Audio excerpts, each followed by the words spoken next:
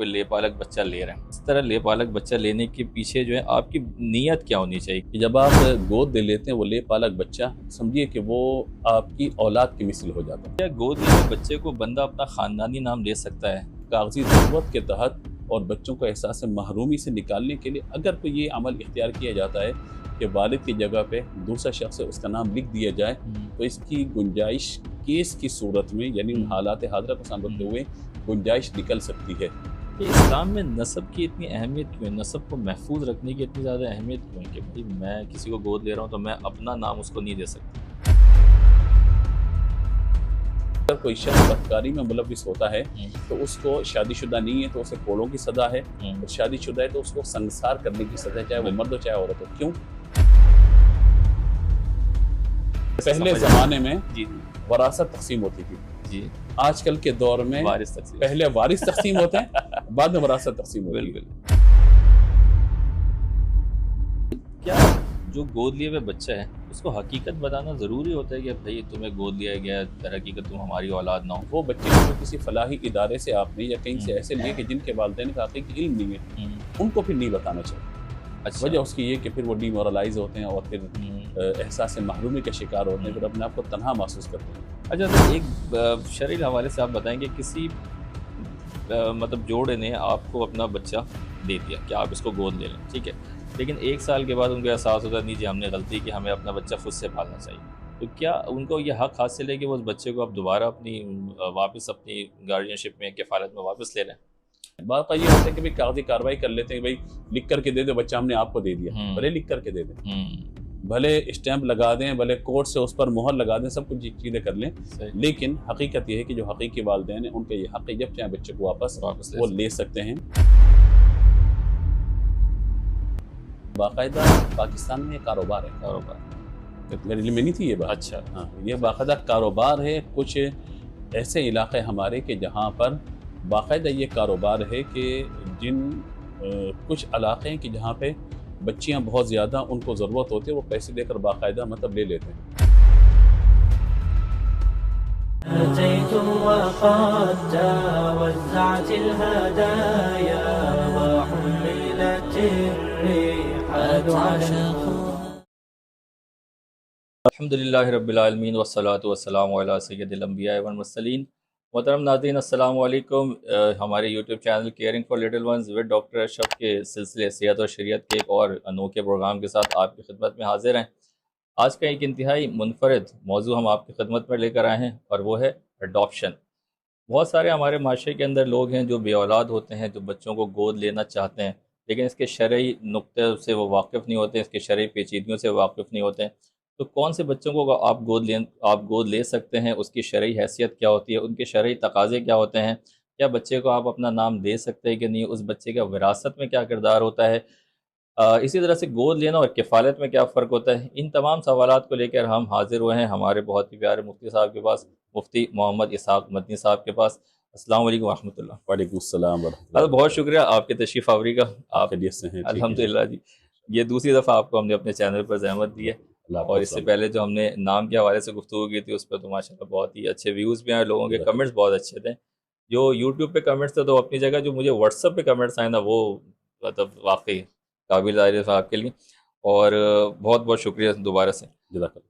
اچھا حضرت، یہ ذرا بیان فرمائیں کہ اڈاپشن کی اسلام میں کیا حیثیت ہے، کیا اہمیت ہے، کیا ہم کسی بچے کو، کسی دوسرے کے بچے کو گود لے سکتے ہیں؟ شریعت کیا کہتی ہے اس حوالے سے؟ بسم اللہ الرحمن الرحیم۔ اللہم رب اشرح لی صدری ویسر لی امری واحلل عقدۃ من لسانی یفقہوا قولی واجعل لی وزیرا من اہلی۔ ڈاکٹر صاحب سب سے پہلے آپ کا بہت شکریہ جو آپ صحت کے ساتھ ساتھ شریعت کے جو مسائل ہیں جن کا تعلق میڈیکل فیلڈ کے ساتھ بھی کہیں نہ کہیں جڑ جاتا ہے، اس حوالے سے آپ لوگوں کی رہنمائی فراہم کر رہے ہیں، اور یہ خیر کا کام ہے، اللہ تعالیٰ سے مزید برکت عطا فرمائے۔ آمین آمین۔ آپ نے جو فرمایا کہ ایڈاپشن کے حوالے سے، تو شریعت مطہرہ میں بالکل اس کی گنجائش موجود ہے۔ یہ لفظ ہمارے یہاں استعمال ہوتا ہے لے پالک بچہ، یعنی کسی بچے کو گود لے لینا، تو اس میں مختلف احکامات مختلف طریقوں سے ہو سکتے ہیں۔ مثال کے طور پہ اس موضوع کو اگر ہم کھولتے ہیں تو ایک وہ بچہ ہے کہ جو ہمارے عزیز و اقربا کے گھر میں پیدا ہوا ہے، یعنی ہماری بہن کے یہاں کوئی بچہ پیدا ہوا، بھائی کے یہاں کوئی بچہ پیدا ہوا، ہوں، تو رشتہ داروں کے یہاں سے کوئی بچہ، یا کوئی ایسی فیملی جس کے یہاں اولاد نہیں ہے اور وہ کسی اپنے دوست احباب قریبی رشتہ داروں سے وہ کسی بچے کو گود لینا چاہتا ہے اور صحیح، وہ بھی دینے پر آمادہ ہوں۔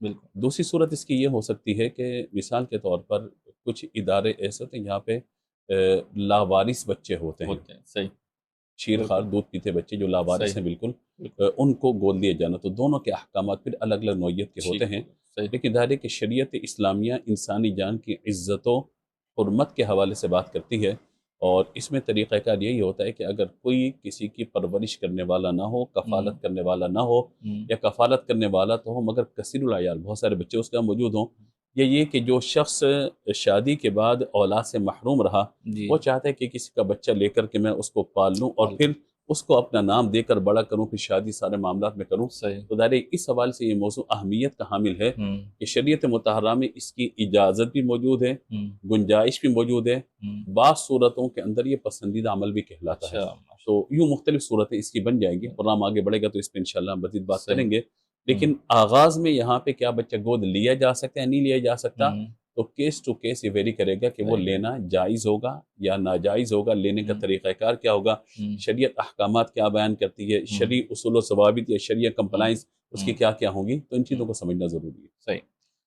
اچھا حضرت، گود لینے کی جو نیت ہوتی ہے، مثال کے طور پہ کوئی لے پالک بچہ لے رہے ہیں، ٹھیک ہے، اب اس میں یہ کہ بھائی کسی کے پاس کوئی اولاد نہیں ہے، اس نے وہ بچہ گود میں لے لیا، ٹھیک ہے، یا یہ ہوتا ہے کہ بھائی فرض کریں کہ کسی کے بھائی یا بہن کا بچہ تھا، ان کا انتقال ہو گیا، ہوں انہوں نے وہ اپنے جو ہے نا گود میں لے لیا، تو اگر اس طرح لے پالک بچہ لینے کے پیچھے جو ہے آپ کی نیت کیا ہونی چاہیے کہ بھائی میں اللہ تعالیٰ کی رضا کے لیے لے رہا ہوں، یا پھر یہ کہ نہیں یہ بعد میں بڑھاپے میں میرے کام آئے گا اور میری اپنی ذاتی فائدے کے لیے یہ چیزیں ہوں گی، اس میں کیا اس کی نیت ہونی چاہیے؟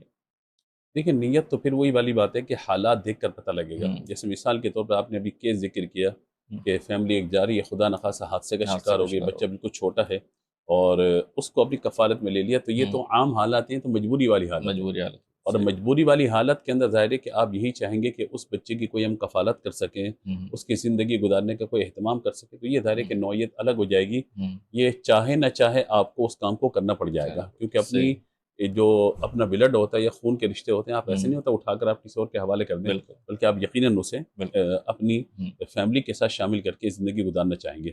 عام حالات کے اندر نیت یقیناً یہی ہونی چاہیے کہ اگر میں کسی کا بچہ گود لے رہا ہوں ہوں، تو پھر مجھے اس کو اسی طریقے سے ٹریٹ کرنا ہے جیسے گویا کہ میری اپنی ذاتی اولاد ہو، بالکل، اور جس طریقے سے میں اپنی اولاد کے لیے اہتمام کرتا، ہوں، اس کے اوڑھنے کا، پہننے کا، کھانے کا، پینے کا، تعلیم و تعلم کا، تربیت کا، ہوں، تو بالکل اسی طرح بلکہ اس سے زیادہ ہوں، اہتمام کروں، تاکہ اس کو کہیں بھی ہلکا سا بھی یہ احساس نہ ہو کہ میں ان کی اولاد نہیں ہوں، بلکہ ہوں، میں گویا کہ لے پالک یا گود لیا ہوا بالکل، بچہ بالکل، ہوں میں، اور اس اعتبار سے اس کو احساس محرومی ہو، نو، تو ایسا نہیں ہونا چاہیے۔ صحیح، نیت ظاہر ہے کہ پھر یہی ہوتی صحیح، ہے کہ انسان جب اولاد لیتا ہے یا ہوں، کوئی بچہ لیتا ہے اپنی گود میں، تو ہوں، اس کی وجہ کیا ہوتی ہے؟ وجہ یہ ہوں، ہوتی ہے کہ ہم اکیلے ہیں، میاں بیوی ہیں، ہوں، ہم بڑے ہو جائیں گے، ایک تو یہ کہ ہمارے گھر میں ایک تھوڑی سی ہوں، رونق ہو جائے گی، رونق رہے گی، اور دوسرے کہ ہم بڑے ہو جائیں گے تو ہمارے بڑھاپے کا سہارا بڑھے سہارا گا۔ بنے گا، تو یہ ٹھیک ہے، نیت کرنے میں کوئی حرج کوئی نہیں ہے، حرج اس نہیں، گزارے کہ جب ہم شادی کرتے ہیں، نکاح ہوں، ہوتا ہے اور ہوں، اس کے بعد اولاد کا سلسلہ ہوتا ہے، تو اس ہوں، کی وجہ یہ ہوتی ہے ہوں، کہ یہ اولاد بڑی ہو کر بڑھاپے میں ہمارے ہمارا، کام آئے یا ہوں، ہماری نسل کو آگے لے کر کے چلے، بالکل،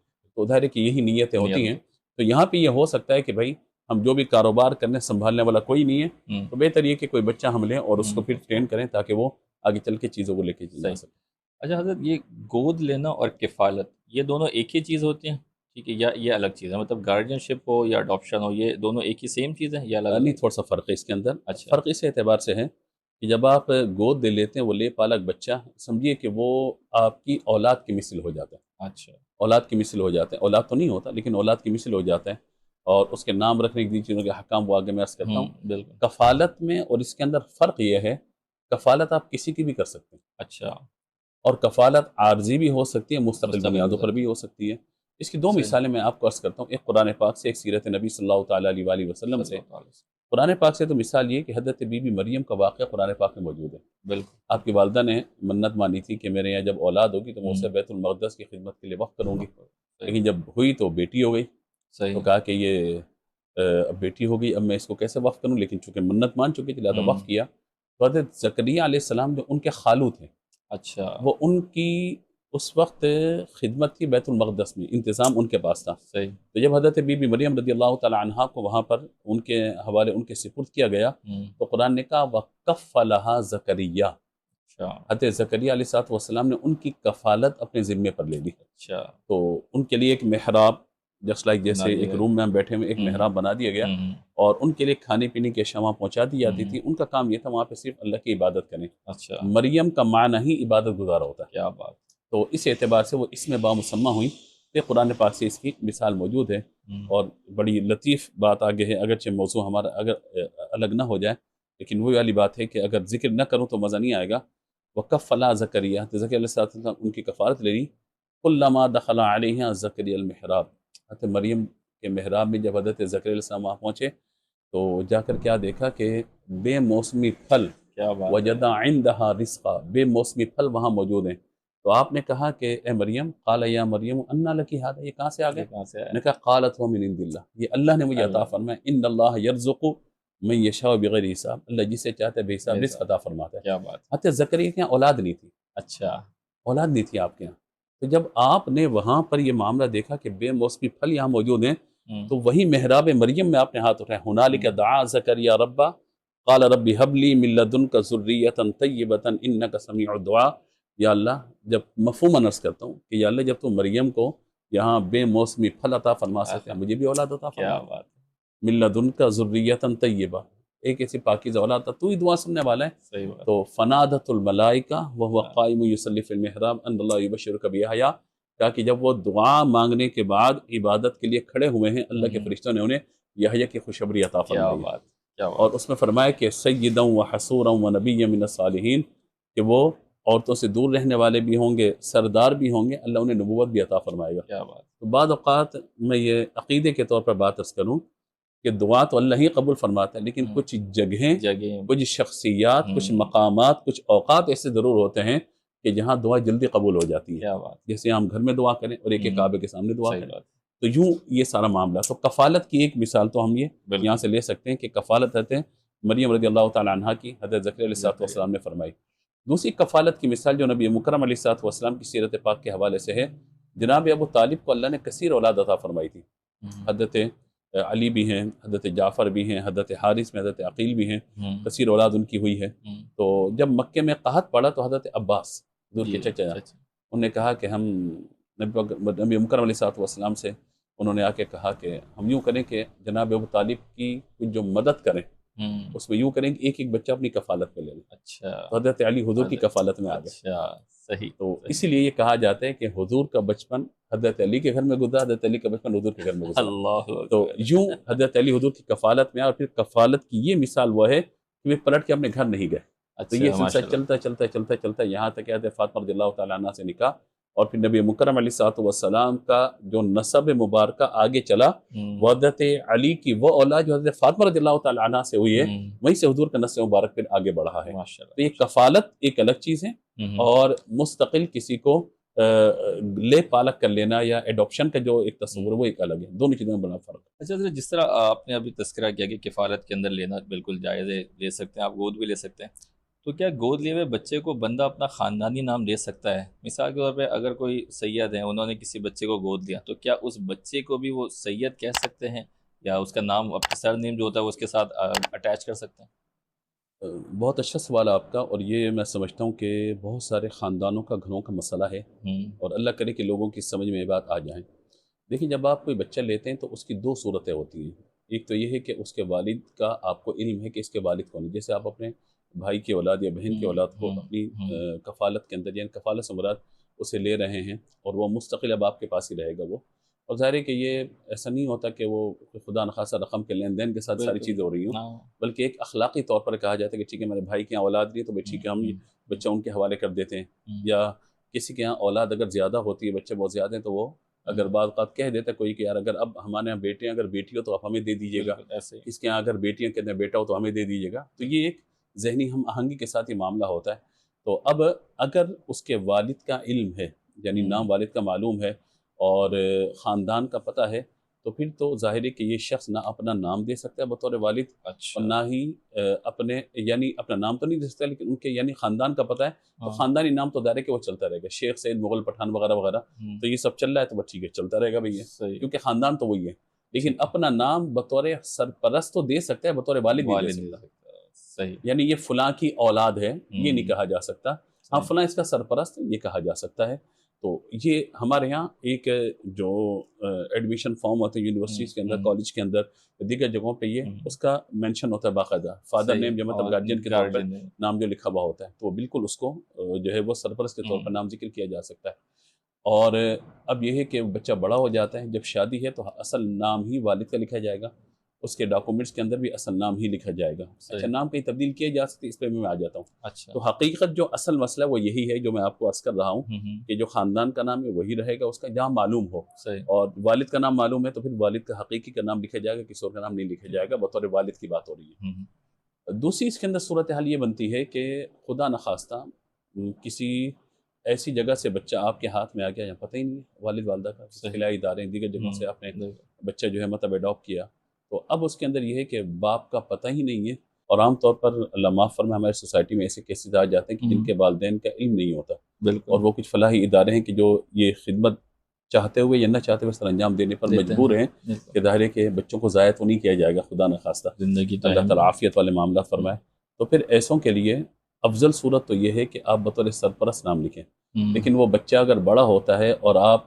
بطور والد کے بجائے سرپرست نام لیں تو وہ احساس محرومی کا شکار ہوگا، اسکول جائے گا، کالج جائے گا، یونیورسٹی جائے گا، بے فارم ہے، برتھ سرٹیفکیٹس ہیں یا پاسپورٹ بننا ہے، NIC بننا ہے، تو پھر ظاہر ہے اس کے لیے لائف کے مسائل ہوں گے، تو اسی لیے پھر کاغذی ضرورت کے تحت دونوں صورتوں کے اندر چاہے وہ والدین کا علم ہو چاہے والدین کا علم نہ ہو، کاغذی صورتوں کے اندر جہاں نسب کا تبدیل کرنا مقصود نہ ہو بلکہ کاغذی ضرورت کے تحت اور بچوں کو احساس محرومی سے نکالنے کے لیے اگر کوئی یہ عمل اختیار کیا جاتا ہے کہ والد کی جگہ پہ دوسرا شخص ہے اس کا نام لکھ دیا جائے، تو اس کی گنجائش کیس کی صورت میں یعنی حالات حاضرہ کو سامنے رکھتے ہوئے گنجائش نکل سکتی ہے، جبکہ نسب معلوم ہو تو پھر تو حقیقی والد کے نام آنا چاہیے، لیکن اگر نسب معلوم نہ ہو تو پھر جو والد یعنی سرپرستی کر رہا ہے وہ بھی بطور والد اپنا نام لکھ سکتا ہے، کیونکہ دیکھیں آج ہمارے یہاں مسائل یہ ہیں کہ آپ اگر کسی ادارے کے اندر جائیں، مجھے برتھ سرٹیفکیٹ بنانے، بے فارم بنانے، NIC بنانے بچے کا، یا اسکول کالج میں ایڈمیشن کرانے، یونیورسٹی میں ایڈمیشن کرانے، تو کہتے ہیں والد کا نام بتائیں، ان کا NIC بتائیں، آپ کو والد کا نام تو ہے نہیں بھائی، تو پھر آپ بتائیں کہ کس قدر بچے کی جگہ سائی ہوگی اور معاملہ ہوگا، تو کاغذی ضرورت کے تحت کہیں نہ کہیں اس کی گنجائش بہرحال نکل سکتی ہے۔ اب ایک مسئلہ اور جو میں سمجھتا ہوں کہ جس پر ہمیں ضرور بات کرنی چاہیے وہ یہ ہے کہ اچھا سر اس میں میں ایک سوال ضمناً آپ سے پوچھ لوں، اس کے بعد پھر انشاءاللہ ہم اس موضوع کو آگے کریں گے کہ اسلام میں نسب کی اتنی اہمیت کیوں ہے، نسب کو محفوظ رکھنے کی اتنی زیادہ اہمیت کیوں ہے کہ بھائی میں کسی کو گود لے رہا ہوں تو میں اپنا نام اس کو نہیں دے سکتا، تو اس کی اتنی زیادہ اہمیت کیوں رکھی گئی ہے؟ لیکن نسب اگر نہیں ہے تو پھر ہے ہی کیا باقی؟ انسان تو اپنے نسب سے پہچانا جاتا ہے نا، اپنے نسب سے، اپنے باپ سے اور اپنے والدین سے، اپنے خاندان سے پہچانا جاتا ہے۔ قرآن نے کہا یا ایھا الناس انا خلقناکم من ذکر و انثی وجعلناکم شعوبا وقبائل لتعارفوا، فرمایا کہ ہم نے تمہیں ایک ہی جان سے پیدا فرمایا اور اس کے بعد تمہیں مختلف قبائل میں تبدیل کر دیا، کیوں؟ لتعارفوا، تاکہ تمہارا تعارف ہو جائے۔ تو کوئی شخص کسی خاندان سے تعلق رکھتا ہے تو وہ ظاہر ہے کہ اس کا ایک تعارف ہوتا ہے، اور فرمایا کہ ان اکرمکم عند اللہ اتقاکم، اللہ کے نزدیک عزت والا کوئی قبیلے والا نہیں ہے بلکہ تقوی والا ہے، جو اللہ سے زیادہ ڈرنے والا ہے۔ تو یہاں یہ چیز سمجھنی ضروری ہے کہ نسب کی بڑی اہمیت ہے، اسی لیے آپ یہ دیکھیے کہ اگر کوئی شخص بدکاری میں ملوث ہوتا ہے تو اس کو شادی شدہ نہیں ہے تو اسے کوڑوں کی سزا ہے، اور شادی شدہ ہے تو اس کو سنگسار کرنے کی سزا ہے، چاہے وہ مرد ہو چاہے عورت ہو۔ کیوں یہ سخت سزا کیوں ہے؟ تاکہ نسب محفوظ رہے۔ اچھا، اسلامی سزائیں جو ہے نا، یعنی حدود کہیے، قصاص کہیے، تعزیرات کہیے، تو ان میں دین، جان، عقل، نسب اور مال، عزت وغیرہ ان سب کی حفاظت کا اور تحفظ کا جو ہے وہ یہ پیمانہ قرار دیا کہ اسلامی سزاؤں کو، اسی لیے ان گناہوں سے یعنی قتل ہے، بدکاری ہے، چوری ہے، ڈکیتی ہے، رہزنی ہے اور اس طرح کے معاملات سے بچنے کے لیے تاکہ انسان کا دین ہے، جان ہے، عزت ہے، مال ہے، نسب ہے، اس کا تحفظ رہے، ورنہ تو کون کس کا باپ ہے، کون کس کی اولاد ہے، پتہ نہیں چلے گا۔ اور انسان اپنا تعارف اس بات سے کرواتا ہے کہ میں فلاں کی اولاد ہوں، میرا باپ یہ، میرا دادا یہ، جانتے نہیں میرے باپ کو، میرے دادا کو نہیں جانتے۔ نبی مکرم علیہ الصلوۃ والسلام نے بھی ایک جنگ کے موقع پہ جو آپ نے اشعار پڑھے تھے، انا ابن عبد المطلب، کہ میں عبد المطلب کی اولاد ہوں، عبد المطلب کا بیٹا ہوں. تو وجہ کیا کہ بندہ اپنے باپ دادا کے نام پہ فخر کرتا ہے، فخر اس اعتبار سے یعنی اسے پراؤڈ فیل ہوتا ہے کہ بھئی میں فلاں کی اولاد ہوں میں. اور اگر باپ کا ہی پتہ نہ ہو صحیح بات تو بھئی آپ کا نام کیا ہے؟ جی میں نام یہ، باپ کا نام کیا ہے؟ سر سے جھکا لے بندہ. اس کے لیے کتنی بے عزتی، یا اس وقت اس کے لیے کس قدر کیا کہیے، میں کچھ اچھا لفظ استعمال کرنے کا سوچ رہا ہوں، یعنی اس کے لیے کس قدر پریشانی کا سامنا ہوگا اس وقت کہ وہ یہ کہے کہ مطلب مجھے میرے باپ کا پتہ نہیں ہے. تو کس قدر اس کے لیے بے عزتی والا معاملہ ہوگا یہ. اسی لیے خاندان کی نسب اور اس کی عظمت کا ذکر کیا گیا. جو بات میں عرض کر رہا تھا وہ رہ نہ جائے. صحیح. اب دیکھیے کہ ہمارے ہاں بچہ گود لینے کا ایک تصور تو ہے اور ہمارے معاشرے میں یہ رائج بھی ہے اور نام وغیرہ کا ذکر کر دیا، لیکن ایک پہلو جو میں سمجھتا ہوں کہ اس پر ہم ضرور لوگوں کو آگاہی فراہم کریں وہ یہ ہوتا ہے پردے کا معاملہ. ہاں اس پہ میں ضرور آپ سے سوال پوچھوں گا. اگلے ہمارے سوال ہیں آگے ہے سوال، آگے بالکل ہم سوال سے پوچھتے ہیں. ٹھیک ہے. اس میں حضرت کچھ مختصر بھی سوال ہے تو کچھ ذرا تفصیل طلب ہے. اب جس طرح آپ نے ابھی تذکرہ کیا، اب جیسے گود لیے ہوئے بچے کے ساتھ مسائل تو کافی زیادہ ہوتے ہیں نا، کہ بعد میں پردے کے مسائل ہیں وہ ساری چیزیں ہیں. ٹھیک ہے. اب اسی کے اندر جب ہم اس کو رضاعت کے اندر لے لیتے ہیں، ایک تو پہلے آپ بتا دیں کہ رضاعت میں لینا کیا ہوتا ہے، رضائی چیزیں کیا ہوتی ہیں، اور گود لیے ہوئے بچے کو بھی کیا رضاعت کی صورت میں آپ اپنی اولاد میں داخل کر سکتے ہیں کہ نہیں.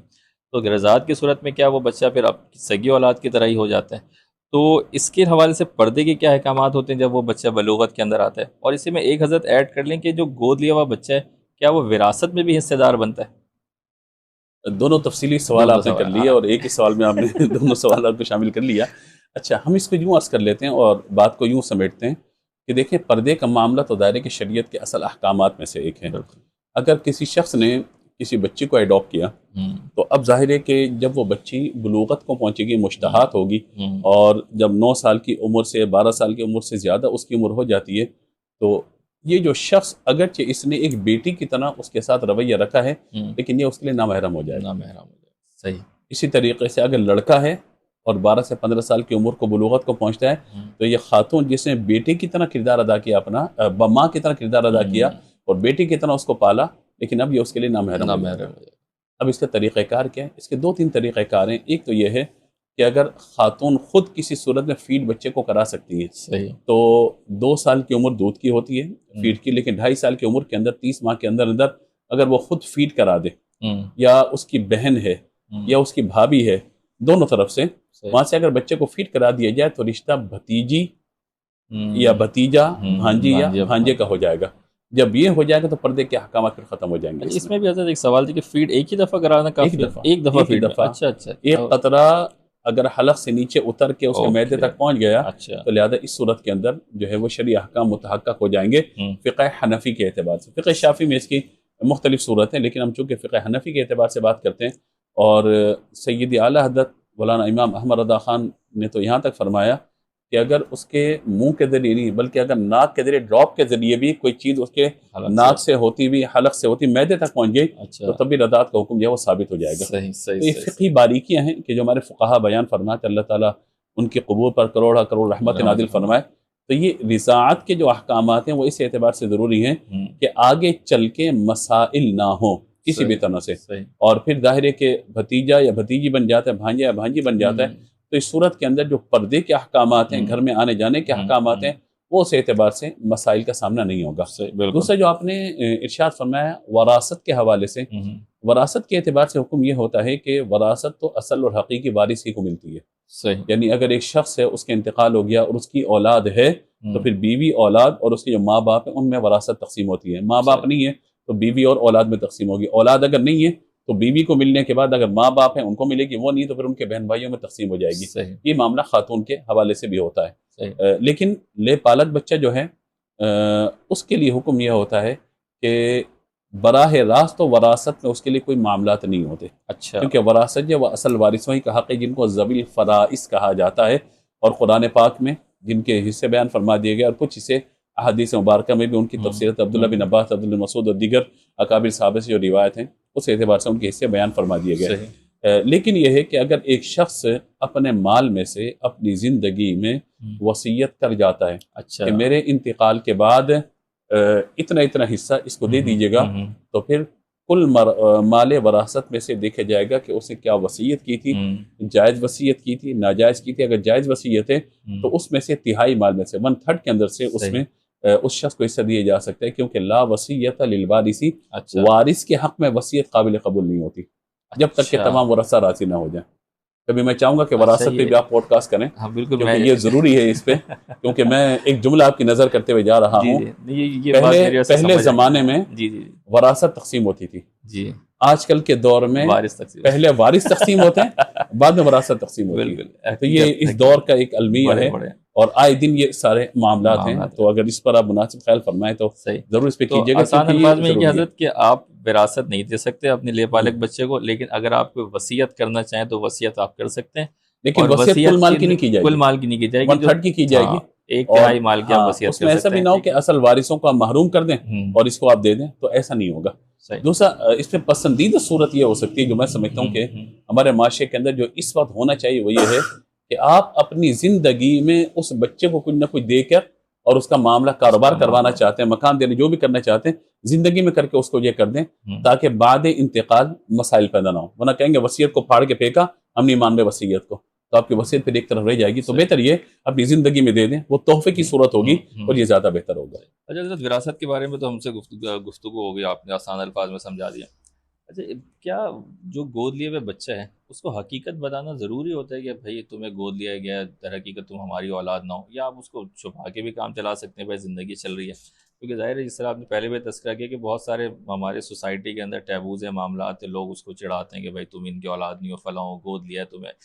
ایون گھر پہ اندر بھی لوگ مذاق میں اس کو کہہ رہے ہوتے ہیں کہ بھائی یہ تو لے پالک بچہ ہے، یہ تو ہے نہیں ہمارا، یا تو اس کو کچرے سے اٹھایا تھا. اس طرح کی باتیں ہوتی. تو کیا اس کو حقیقت بتانی ضروری ہوتی ہے؟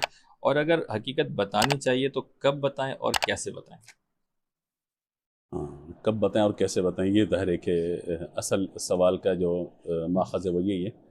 دیکھیں، حقیقت میں سمجھتا ہوں کہ اگر تو آپ سمجھتے ہیں کہ لوگوں میں درمیان مشہور ہو گیا ہے کہ اس کو آپ نے اڈاپٹ کیا ہوا ہے، گود لیا ہوا ہے، تو بچپن سے اس کی کاؤنسلنگ شروع کر دیں گے کہ بیٹا آپ کے حقیقی والدین ہوئے، لیکن ہم آپ کو اپنی کفالت میں لیا ہوا ہے، اور جس طریقے سے آپ کے وہ والدین ہیں، اس سے وہ آپ کے بہن بھائی ہیں. اگر تو یہ سچویشن ساری کی ساری ہے، خاندان کا بچہ ہے، سب چیزیں، کیونکہ آپ نے چھپایا، پردے ڈالے، جب وہ بڑا ہوا تو کسی نے اسے کہہ دیا تو تمہارے والدین ہی نہیں ہیں، تم تو مطلب ہمارے بہن بھائیوں میں سے شامل ہو، ہمارے بھائیوں میں شامل ہو، ہماری اولاد ہو آپ. یا بڑے ہونے کے بعد جب بچہ کماؤ پوت ہو جاتا ہے، خاص طور پہ لڑکا، تو کہتے ہیں لڑکا تو ہمارا تھا، اب ہمارے حوالے کرو اس کو. جو مطلب جو وہ چیزیں بعض اوقات وہ ہو جاتی ہیں. یا پھر اپنے اختیارات استعمال کرتے ہوئے، وہ لڑکی ہے تو اس کے حقیقی والدین اس کا رشتہ کہیں بھی طے کر دیتے ہیں. اب ان سے پوچھیں نے کہا نہیں، ہم تو رشتہ کہیں اور کرنا چاہتے ہیں، ہمارے بچے کا مزاج تو یہ ہے. وہ کہتے ہیں کہ آپ کا مزاج کہاں سے، ہماری اولاد ہے. تو کہاں پہ جھگڑے پھڈے شروع ہو جاتے ہیں. تو میں سمجھتا ہوں کہ اگر خاندانی معاملات ہوں تو پھر یہ بچپن سے کاؤنسلنگ کر دینی چاہیے کہ تاکہ بچے کے ذہن کے اندر یہ رہے کہ آپ کے حقیقی والدین ہوئے، ہم آپ کے چچا ہیں یا ماموں ہیں وغیرہ وغیرہ جو بھی ہیں، تو وہ اس پہ کر دیا جائے حقیقت حال دے کے. لیکن اگر ایسا ہے کہ بھائی پردے کی بات ہے، نہ وہ اپنی زبان سے کوئی بات نکالیں گے نہ آپ نکالیں گے، تو ٹھیک ہے، ایسے ہی چل رہے، کوئی مسئلہ نہیں.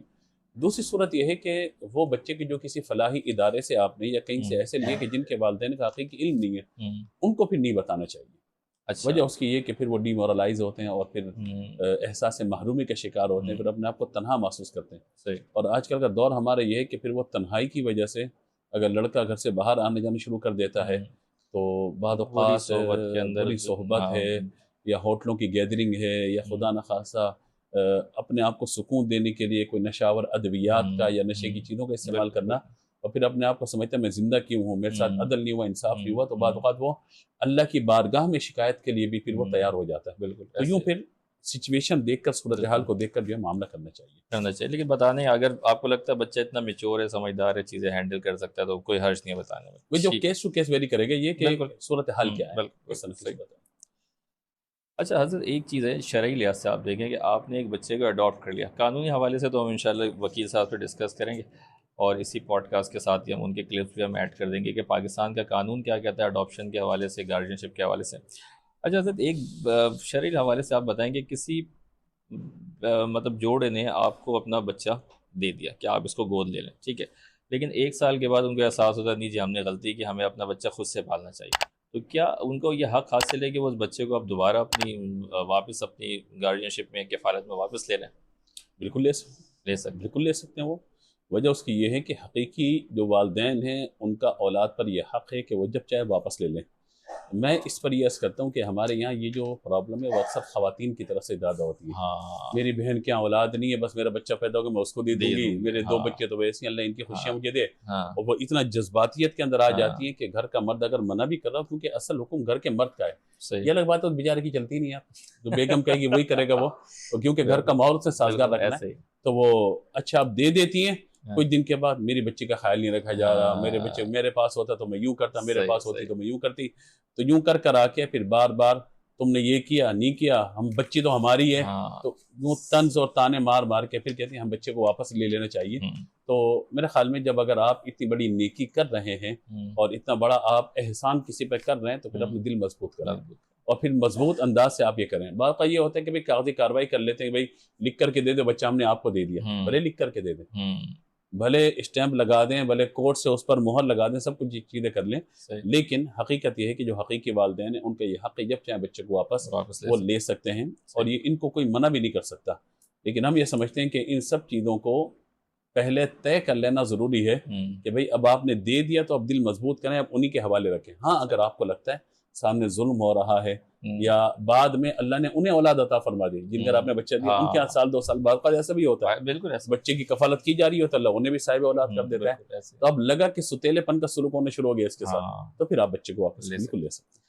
اچھا تو ایک اس میں سوال ذہن میں آتا ہے کہ کیا بچے دیتے وقت آپ پیسے ڈیمانڈ کر سکتے ہیں کیا کہ بھائی میں کوئی غریب ہیں ان کے 6-7 بچے ہو گئے، کہتے بھائی ہم بچہ تو نہیں پال سکتے، آپ یہ بچہ لے لیں لیکن ہمیں اس کے اگینسٹ اتنی اماؤنٹ دے دیں یا ہمارا یہ کام کر دیں، تو ایسا کرنا شرعاً جائز ہوتا ہے کہ بچے کو آپ کسی پیسے کے عوض دے آپ سکتے؟ کی اس پوڈ کاسٹ کے سوالات پہ میں تھوڑا پڑھ رہا تھا، ریسرچ کر رہا تھا، ظاہر ہے کہ آپ کے سامنے پڑھ لکھ کے بیٹھنا پڑتا ہے، ایسے تو نہیں بیٹھ سکتے، تو ریسرچ کر رہا تھا تو میرے سامنے یہ انکشاف پہلی مرتبہ ہوا کہ باقاعدہ پاکستان میں یہ کاروبار ہے، میرے لیے میں نہیں تھی یہ بات، اچھا ہاں یہ باقاعدہ کاروبار ہے، کچھ ایسے علاقے ہمارے کہ جہاں پر باقاعدہ یہ کاروبار ہے کہ جن کچھ علاقے ہیں کہ جہاں پہ بچیاں بہت زیادہ ان کو ضرورت ہوتی ہے، وہ پیسے دے کر باقاعدہ مطلب لے لیتے ہیں، یہاں تک کہ کسی گھر میں علم ہوا کہ یہاں پہ لڑکیاں زیادہ پیدا ہوتی ہیں تو باقاعدہ ان کو پیسے دیتے ہیں کہ بھائی اب لڑکی پیدا ہو تو ہماری یعنی ایڈوانس بکنگ چل رہی ہوتی ہے باقاعدہ۔ اچھا تو یہ ظاہر ہے کہ پھر اس کے بعد ان بچیوں کے ساتھ کیا کیا کیا جاتا ہے، ظاہر ہے کہ یہ بھی ایک ہولناک پہلو ہے، ظاہر ہے کہ ہم اس پہ بات نہیں کر سکتے، نہ ہمیں مطلب کرنی چاہیے کیونکہ ایسا ڈارک پہلو ہے کہ وہ ہم اس پہ بات نہیں کر سکتے کہ ان بچیوں کی زندگی جو بچپن سے شروع ہوتی ہے اور پھر 15-18 سال کی عمر کے بعد سے لے کر ان کے بڑھاپے تک کس طریقے سے گزرتی ہے، پوری ایک مارکیٹ ہے یہ ہمارے معاشرے کے اندر، جو ریسرچ بیس میں بات بتا رہا ہوں آپ کو، جو کچھ مجھے معلومات ملی۔ تو دوسری یہاں پہ بات یہ ہے کہ جب آپ اپنا بچہ کسی کے حوالے کر رہے ہیں تو اس کے لیے پیسے کا لینا دینا بالکل جائز نہیں ہوگا، بالکل جائز نہیں ہوگا، کسی بھی طرح سے جائز نہیں ہوگا۔ ہاں آپ کنڈیشن لگا سکتے ہیں کہ آپ ہمارے بچے کا خیال رکھیں گے، آپ جو ہے وہ اتنی اس کی کفالت کریں گے، یہ خیال رکھیں گے، سب چیزیں کریں گے، جیسے ہم اپنے بچوں کو پال رہے ہیں اسی طریقے سے آپ نے ہمارے بچے کے اس کا بھی خیال کرنا ہے، یہ چیزیں الگ ہیں، لیکن باقاعدہ پیسوں کی ڈیمانڈ کرنا، اتنے پیسے ہم لیں گے یہ کریں گے، یہ شرعی طور پہ جائز نہیں، کیونکہ یہ گویا کہ خرید و فروخت والا معاملہ ہو جائے گا، اور انسانی جان کی خرید و فروخت جائز ہی نہیں ہے۔ میرے آقا علیہ السلام نے تو غلاموں کی خرید و فروخت سے منع فرما دیا، تو اب آپ دیکھیے کہ اس دور کے اندر کوئی غلام نہیں ہے، اور خرید و فروخت سے منع فرمانا اس سینس کے اندر کہ نبی مکرم علیہ السلام نے غلاموں کو آزاد کرنے کی ترغیب دلائی ہے کہ اس پر دنیا میں کوئی کس کا غلام نہیں ہے، انسانی جان کو اللہ نے آزاد پیدا کیا، وہ آج آزادی ہے۔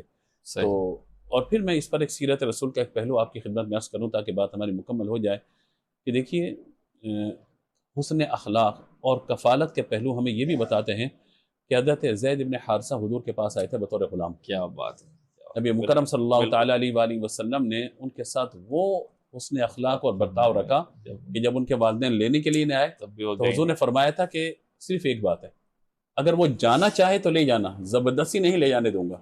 تو ان کے چچا نے یہی کہا تھا نا کہ آپ کیسی بات کر رہے ہیں، ہم آئے ہیں لینے کے لیے، ہمارا بچہ کیسے ہمارے ساتھ نہیں جائے گا؟ تو حضرت زید بن حارثہ کو بلایا گیا تو نبی مکرم علیہ السلام سے کہا کہ اگر آپ خوشی سے جانا چاہتے ہو تو وہ لے جائیں گے، یہ زبردستی نہیں کریں گے۔ تو انہوں نے اپنے گھر والوں سے یہی کہا تھا کہ اگر آپ میرا سکون، اطمینان، خوشی چاہتے ہیں تو میں حضور کے قدموں میں زندگی گزارنا چاہتا ہوں۔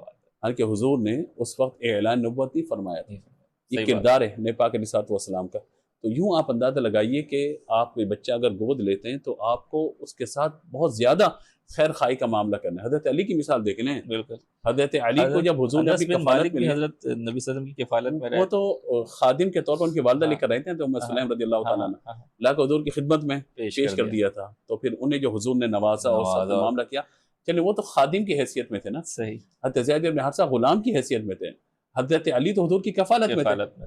لیکن حضور نے کیسی تربیتیں فرمائیں، کیسی تربیت حضور نے تینوں صورتیں مل رہی، غلام کی صورت میں بھی، کفالت کی صورت میں بھی، اور اس لیے ہم کہتے ہیں کہ لقد کان لکم فی رسول اللہ اسوۃ حسنہ، حضور کو اسوہ حسنہ ہمارے لیے سب سے بہترین ہے. آئیڈیل اگر کوئی ذات اللہ کی مخلوق میں ہو سکتی ہے ہمارے آقا صلی اللہ تعالیٰ علیہ وآلہ وسلم ہے کہ ہر پہلو پر حضور نے ہماری تربیت فرمائی ہے. تو یہ لے پالک ہونا کوئی عیب بھی نہیں ہے. بالکل. گود لے لینا کوئی عیب والا معاملہ ہے، کفالت پہ لینا کوئی عیب کا معاملہ بھی نہیں ہے.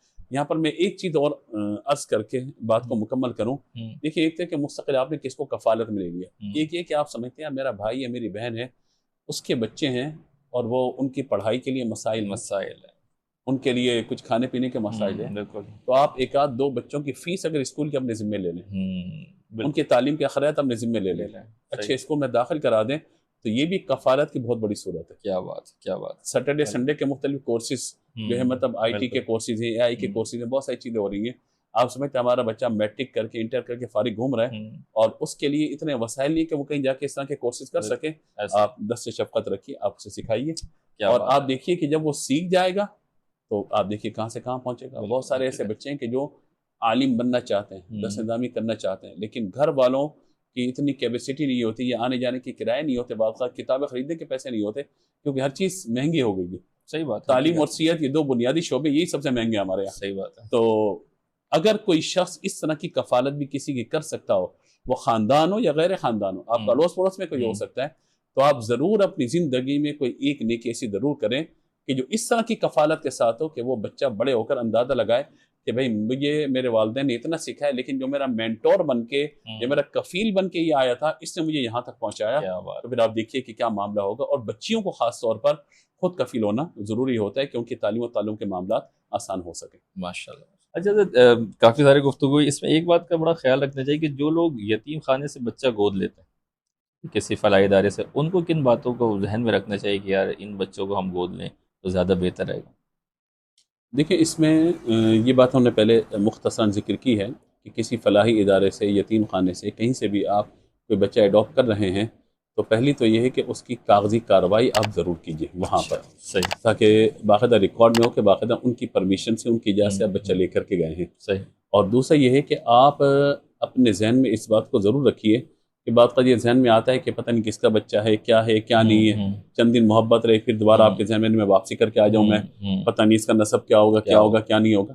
تو ان تمام چیزوں کو پہلے طے کرنا ضروری ہے. ورنہ ہوتا کیا ہے کہ اگر آپ اس بچے کے جذبات و احساسات کو نہیں سمجھیں گے اور آپ ایک قدم پیچھے کر لیں گے اور بغیر دل کے ساتھ، بغیر دل جمی کے ساتھ اگر اس کا آپ کفالت کا معاملہ کریں گے تو پھر ظاہر کے بچے کے ساتھ بھی یہ ناانصافی اور زیادتی والا معاملہ ہوگا. تو یہ آپ کو پیش نظر ضرور رکھنا چاہیے. اور اگر اتنی ہمت نہیں ہے کہ آپ بچے کو گھر لے کر کے آئے، آپ کے بھائی آئے، بہن آئے، کوئی بھی آیا، کس کا بچہ اٹھا کے لے آئے، کہاں سے لے آئے، آپ کو پتہ ہے یہ بچے تو ویسے ہوتے ہیں، یہ بچے تو ویسے ہوتے ہیں، پتہ نہیں کس کا گناہ اپنے سر پہ لے لیا تم نے. تو اگر یہ ساری باتیں سن کر آپ ان کو مطمئن نہیں کر سکتے تو پھر آپ کو اس طرح کا ڈیسیجن نہیں لینا چاہیے. لیکن اگر آپ کر کے آ رہے ہیں تو پھر آپ کو اپنا دل بھی مضبوط کرنے کا، ذہن بھی، اور ذرا لوگوں کو جواب دینے کے لیے آپ کو اپنی زبان کو مضبوط کرنا پڑے گا. اور اس پہ میاں بیوی دونوں کو ایک پیج پہ ہونا چاہیے. بالکل بالکل. یہ گورنمنٹ والا ایک پیج نہیں ہے، مطلب ایک پیج وہ ہو کہ جو پھر تا حیات ایک پیج پہ رہے. بالکل ایسے. یہاں تو کبھی ایک پیج یوں ہو جاتا ہے، کبھی یوں ہو جاتا ہے، کبھی زگزگ ہو جاتا ہے. تو ایک پیج اس اعتبار سے ایسا نہ ہو کہ مطلب بیوی کچھ کہے اور شوہر کچھ کہے.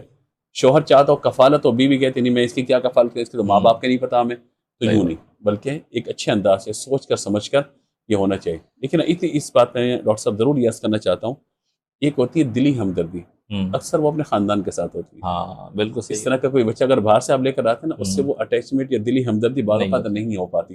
اور پھر دل میں یہ بات کہیں نہ کہ شیطان ڈالتا رہتا ہے کہ پتہ نہیں کس کا تھا کیا نہیں تھا.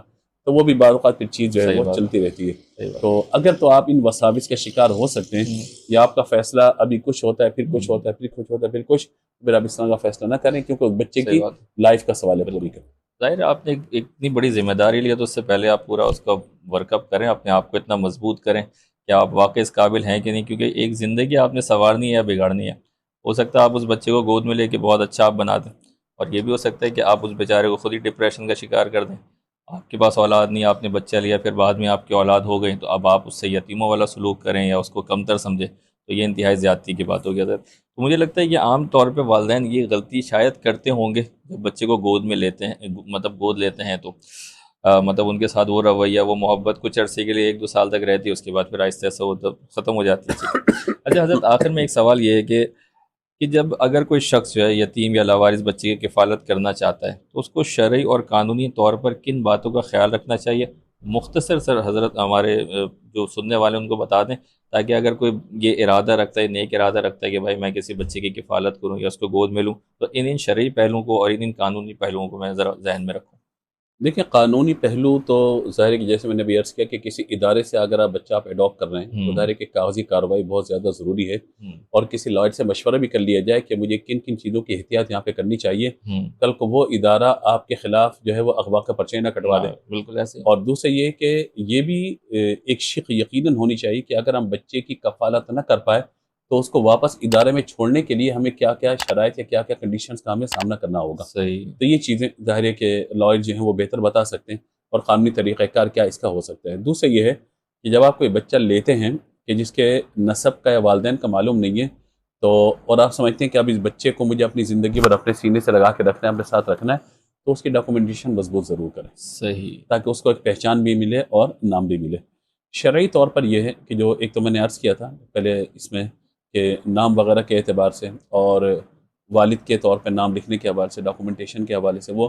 دوسرا پھر یہ ہے کہ بچہ کوئی بھی ہو اس کی پرورش کے اعتبار سے جو جو چیزیں لازم و ضروری ہیں ان کو پیش نظر ضرور رکھنا ہوگا. بالکل. جس میں نے بھی آپ کو عرض کیا تھا کہ اگر وہ بچہ ہے اور خاتون خود فیڈ کرا سکتی ہے 2 سال کی عمر کے اندر 2.5 سال کی عمر کے اندر تو ٹھیک ہے، نہیں کروا سکتی تو اپنی بہن سے یا بھابھی سے کہ فیڈ کروا دے اس بچے کو تاکہ محرم کا رشتہ ہو جائے. اگرچہ نسب اس کا معلوم نہ بھی ہو تب بھی بڑا ہونے کے بعد وہ بچہ ہے، لڑکا ہے تو وہ عورت کے لیے، اور لڑکی ہے تو وہ مرد کے لیے نامحرم کا ایک معاملہ ہو جائے گا.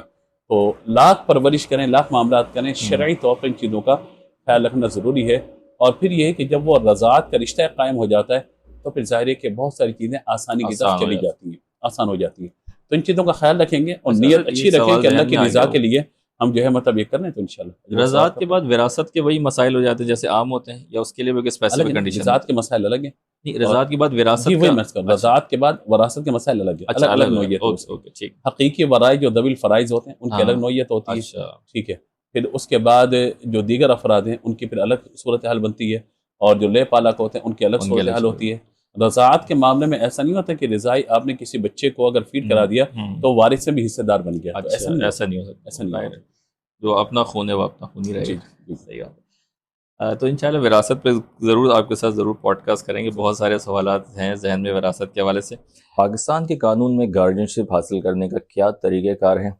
اس کی رہنمائی کے لیے ہم نے رابطہ کیا ہے کراچی کے مشہور و معروف ایڈوکیٹ جناب وقار کمال بخش صاحب سے. آپ ہائی کورٹ کے وکیل ہیں. السلام علیکم وقار بھائی. السلام علیکم. پاکستان میں بچے کی کفالت یا گارڈین شپ حاصل کرنے کا قانونی طریقہ کار کیا ہے؟ پاکستان میں ایڈاپشن بچے کو قانونی طور پر حقیقی اولاد کا کوئی طریقہ کار نہیں ہے. اس میں گارجین شپ حاصل کرنی پڑتی ہے. گارجین شپ کی بدولت آپ بچے کی کفالت اپنے پاس رکھ سکتے ہیں. اچھا، یہ ارشاد فرمائیں کہ پاکستان میں گارڈین شپ حاصل کرنے کے لیے کن کن اداروں سے رابطہ کرنا ہوتا ہے اور کن کن قانونی مراحل سے گزرنا پڑتا ہے؟ گارڈین شپ حاصل کرنے کے لیے پاکستان میں عمومی طور پر اگر بچہ لاوارث ہے تو اس کے لیے چائلڈ پروٹیکشن بیورو یا مجاز متعلقہ ادارہ اس سے جو ہے رابطہ کرنا پڑتا ہے. اور اسی طرح پولیس کی جو ہے وہ انویسٹیگیشن بھی اس میں ہوتی ہے، پولیس رپورٹ کی بھی ضرورت پڑتی ہے. اس کو مد نظر رکھتے ہوئے کورٹ جو ہے وہ آپ کو گارجینشپ. اچھا یہ فرمائیں نادرا میں گود لیے ہوئے بچے کی رجسٹریشن کے لیے کیا اصول اور ضوابط ہیں؟ نادرا میں گود لیے ہوئے بچے کو رجسٹریشن کروانے کے لیے جو ضروری چیزیں ہیں ان میں سب سے پہلے گارجینشپ آرڈر ہے. اس کے بعد یونین کونسل میں رجسٹریشن ہے ان کی ہوگی تو پھر نادرا میں وہ اندراج ہوگا, اس کی رجسٹریشن ہوگی. اچھا ایک بڑا اہم سوال ہے کہ اگر فرض کریں کہ کسی نے کسی بچے کو گود لیا کسی فیملی نے اور کچھ عرصے کے بعد جو ہے اس کے حقیقی والدین واپس آ جاتے ہیں اور کہتے ہیں نہیں ہمیں اپنا بچہ واپس چاہیے, تو کیا وہ گارجینشپ واپس لے سکتے ہیں؟ مطلب جس بندے نے گود لیا ہے وہ کیا واپس گارجینشپ ان کو ریٹرن کر سکتا ہے؟ اور اس میں قانونی پہلو کیا ہے؟ کیا کورٹ اس میں انٹروین کرتا ہے؟ اگر حقیقی والدین گود لیے بچے کو دوبارہ واپس لینا چاہیں تو اس کے لیے انہیں قانون کے تحت کورٹ جانا پڑے گا, اور کورٹ یہ دیکھے گی کہ آیا کس سرکمسٹانسز کی وجہ سے دوبارہ جو ہے وہ ان کے حقیقی جو پیرنٹس ہیں والدین ہیں اسے لینا چاہتے ہیں. اس میں سب سے پہلے کورٹ بچے کا مفاد دیکھتی ہے, اس کے بعد یہ نیت کو جانچنے کی کوشش کرتی ہے کہ ان کے حقیقی والدین کی اس میں کیا نیت ہے, آیا وہ نیت مالافائڈ انٹینشن ہے یا ان کی انٹینشن کس نوعیت کی ہے, یہ کورٹ ضرور دیکھتی ہے. دوسرا ویلفیئر بچے کا کس طرح سے ہو سکتا ہے, آیا اس کے والدین اس کی ویلفیئر اچھی طریقے سے کر سکتے ہیں. اور مزید اس میں کورٹ جو ہے وہ گارجینشپ آرڈر جو پہلے پریویس گارجینشپ آرڈر ایشو ہوا ہے آنریبل کورٹ سے, اس کو ضرور اس کو بھی مد نظر رکھتی ہے. اگر والدین حقیقی والدین کو دوبارہ اگر رجوع کریں اپنے بچے کو لینے کے لیے. وقار بھائی یہ ارشاد فرمائیں کہ اگر کوئی لاوارث بچہ ہمیں مل جائے کسی جگہ پہ, جیسے دیکھا ہوگا آپ نے کہ جھولے وغیرہ بھی کراچی کے اندر بعض فلاحی ادارے رکھتے ہیں تو وہاں سے بھی لوگ بچہ جو ہے وہ گود لے لیتے ہیں, تو اگر کوئی لاوارث بچہ ہمیں مل جائے یا فرض کریں ہم کسی فلاحی ادارے سے ہم کوئی بچہ جو ہے وہ گود لینا چاہیں تو اس کا درست قانونی طریقہ کار کیا ہوتا ہے؟ اگر کوئی لاوارث بچہ آپ کو نظر آتا ہے تو آپ فوری طور پر چائلڈ پروٹیکشن بیورو اور متعلقہ جو سرکاری محکمہ ہے جس میں پولیس ہے اس کو اطلاع کریں اور ان کی رہنمائی مدد حاصل کریں, اور اس کے بعد بچے کے لیے کورٹ کے ذریعے گارجینشپ آرڈر حاصل کریں. اس کے بعد یہ جو ہے آپ کو وہ بچہ جو ہے وہ لاوارث بچہ آپ خود لے سکتے ہیں. بہت بہت شکریہ. یہ تھے ہمارے ساتھ ایڈوکیٹ وقار کمال بخش صاحب, انہوں نے بہترین انداز میں ہماری رہنمائی فرمائی کہ گارجینشپ حاصل کرنے کا قانونی طریقہ کار کیا ہے اور ہمیں کن کن مراحل سے گزرنا چاہیے. اس میں بہتر طریقہ یہ ہوتا ہے کہ اگر آپ گارجینشپ حاصل کرنا چاہ رہے ہیں تو کسی اچھے لائر سے آپ رابطہ کر سکتے ہیں. وقار صاحب کا فون نمبر بھی میں آپ کو ڈسکرپشن میں دے دوں گا, اگر آپ کو کوئی قانونی رہنمائی چاہیے تو ایڈوکیٹ وقار صاحب سے آپ رابطہ کر سکتے ہیں. ناظرین یہ تھی آج کا ہمارا پروگرام اڈاپشن کے اوپر. بہت سارے سوالات کے جوابات ہم نے مفتی صاحب سے لیے, بڑے تسلی بخش تشفی بخش انہوں نے جوابات دیں. کچھ ایسے سوالات جو آپ کے ذہن میں ہوں ضرور سے کمنٹ باکس پہ آپ ہمیں آگاہ کریں. ہمارے چینل کو لائک اور سبسکرائب ضرور سے کریں, اپنی رائے سے ہمیں ضرور سے آگاہ کیا کریں اور ہماری ویڈیوز کو دیکھتے رہا کریں. السلام علیکم ورحمۃ اللہ. أتيت وقد توزعت الهدايا وحملت الرحال عشقا